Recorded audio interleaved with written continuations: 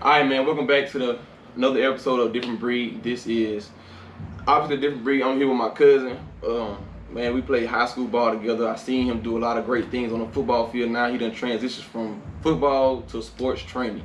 So, introduce yourself. How y'all doing, man? I'm Leonard Stevens, but I go by Coach L. I'm the owner and head trainer of Step by Step Performance Training here in Birmingham, Alabama. I'm focused on youth ages 5 all the way up to several pro guys that I work with. Okay. So, what got you into the sports training? What transpired? Because I know, like I said, I know you played college ball at Jacksonville, and then after that, what happened? What transitions you into this?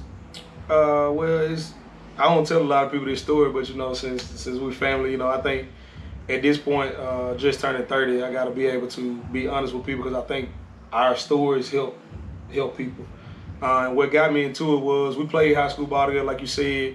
I've always loved football, but transitioning from a knee injury in college that stopped my career, tearing my ACL, MCL, and meniscus, I went through a dark space where I was pretty much a little depressed. You know what I'm saying? I didn't know what to do. I didn't know who I was because a lot of times we get caught up as athletes of just being an athlete. We like people cheering for us with the helmet on and running the football, but when we take that helmet off, we can kind of hide and nobody knows who we are. And at that moment when I realized I took the helmet off for the first time, I had to realize to myself and ask myself, who was I? And it took me a couple years, but sitting at the home, looking at the TV, yelling at the TV, and doing all these other things, I started to coach my son's 3-year-old YMCA team, basketball team, and it transitioned from coaching 3-year-olds for 3-year-olds up to they were 5 to a couple parents saying, "Hey man, you're training our kid," and I kept making excuses like I don't have time, and God kept making time available for me to be able to work with kids, and I started out on the local field. It was using local fields around town. I remember them videos. And I'm talking about, man, it was me, my son, my brother, and I think one paying client. And that one paying client stuck with me, and that kid was 3, and now he's 7. And we're actually seeing the fruits of his labor. And that's what transitioned me into training, because I realized to myself that if I can teach some 3-year-olds basic concepts, basic discipline, basic fundamentals, why not be able to add that to the game of, kids older? Yeah, I mean, I get that, man. I remember seeing them videos. You at a park, it's you, Jaden, and some other kid, and then next thing I know, Trey. it was you. Man, it got to the point where it was like 5 of y'all, then it was like 10 of y'all, and then I look up, you got your own building, and that's where we currently are right now. It was just I seen the fruits of your labor go from at a park training to this, so it's like, dang, man, like I know I was happy to see your progress. I didn't know how you got here. But now I'm glad to know that's how you got here. So what's your motivation to keep this going? The motivation to keep this going is being able to add something to our area where we came from that we know that if we look back and go, hey, if we had this, how would we be? And like I tell people, I used to kind of stay stuck in it and be in my feelings about, dang, man, I wish I could have stayed with football. I'm gonna be honest with you, I'm glad everything happened to me the way it did, because what it did was it allowed me to be able to connect with kids that are going through things like that now. I have a kid that just tore his ACL. I have 3 ladies athletes that are recovering from ACL and meniscus tears, and being able to relate with them based upon what I went through in rehab, different things and different obstacles that I had to get over that mentally a physical therapist can't help you with. So the drive that pushed behind me is being able to make a difference. I think a lot of times people look at it and go, man, you get to train so many people. Now, I get to impact a lot of people because I'm doing more than sports training. I feel like in order for you to be great at sports training, you have to be a great person first. So if you're teaching these kids about life, teaching them life skills, you're putting them in a position where they can be an outstanding athlete. You know what I'm saying? Because not just an outstanding athlete, but an outstanding person. Exactly. And I feel like those are the best athletes. You said, do you have a training obsession? Like, do you have a sport that you like training more than others? I know football. I was thinking football, but since you training now more sports, if there's one that you become to love outside of just football. That's the first time I've been asked that question, so I'm glad you asked me because it gives me a chance to think about it. Honestly, outside of football, I want to say what I've got a little obsessed with is fencing. I have a fencing athlete. We got volleyball, fencing, everything. And I was like, okay, how do you incorporate training into a fencing athlete? And I have a 13-year-old athlete named Christian, and I like being challenged. So being able to look at his movement, study matches, being able to understand proper reaction time and things like that, it helped me start to study reaction time. It helped me start to study footwork on a different realm than football. So I think that's the fun part right now. Man, fencing like the little sword thing. Yeah, right? Okay. Don't say it like that, Christian get offended. Well, I'm sorry, Christian, just in case you do watch this, but you know, when I think about it, I was like, fencing, that I would never guess. But you know, having the footwork, but I feel like this also incorporates basketball. You know, balance, a lot of they say a lot of great athletes have great footwork. And fencing, I could see how that could be challenging for you, somebody who's never even thought to even train a fencing athlete. Yeah. The nutrition. Do you have are any of your athletes on nutrition programs to define their body or to lose weight, to look a certain way, to look like an athlete? Because sometimes certain athletes don't look like athletes, but you know what I'm saying, they just big, or they just they're athletic. Mm-hmm. Are you transitioning them to weights and nutrition? Yeah, so we have a plan, and pretty much I get the plan together. It's never the same, so I'm not going to come in and say, here's a basic copy to get of all the parents, because at the end of the day, everybody genetically is built differently. But I think three of the big impacts I've been able to have was last year, DJ Dale, sophomore D lineman at Alabama. He came in May the 2nd, he was 330 pounds. And by May the 27th, on Memorial Day, he was down to like 308. And I think most of it was nutrition, him eating clean. We did come up with a plan. I can't really give you the details of that plan just because I've done so many since then. Yeah. But he did stick to a plan. His workout regimen was a little more intense. And we knew the window that we had to work with. And we was able to do that with him, just as well as Michael Lockhart, defensive tackle at Georgia Tech. He came in February, working out with him, and he was 268 pounds, man. And they moved him from defensive end to defensive tackle. And at defensive end, 268 is good. Right. But defensive tackle, you gotta have a little more meat on those bones. And man, I increased his workouts. He was here 6 days a week, so he was working out 6 to 7 hours a week.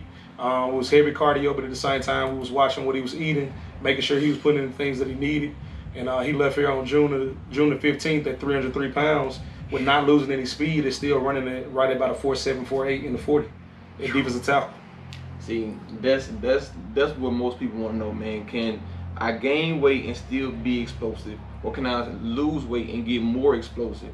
Like, because sometimes people lose weight, but without the proper training, they might lose weight, but they don't still have that same explosion. Like, I feel like it's a little different. You have to have somebody to continue to train you to make those things happen. And I'm glad you're doing that, man, because, man, me and Leonard both was little in high school, man. I'm talking about we both 155.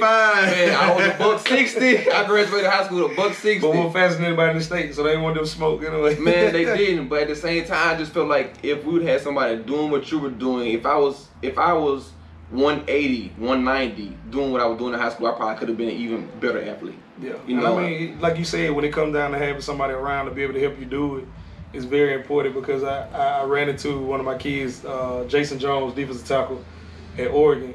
Jason's 6'6.5", almost 6'7", and he was 382 pounds last November. And of course he was explosive and he could move, but nobody realized and nobody thought to themselves, that's not good for that kid's heart. And I started to think to myself, like, okay, how can I keep him big? How can I keep him massive? But at the same time, give him those skills to go play Oregon football. Those guys are fast. They're known for speed.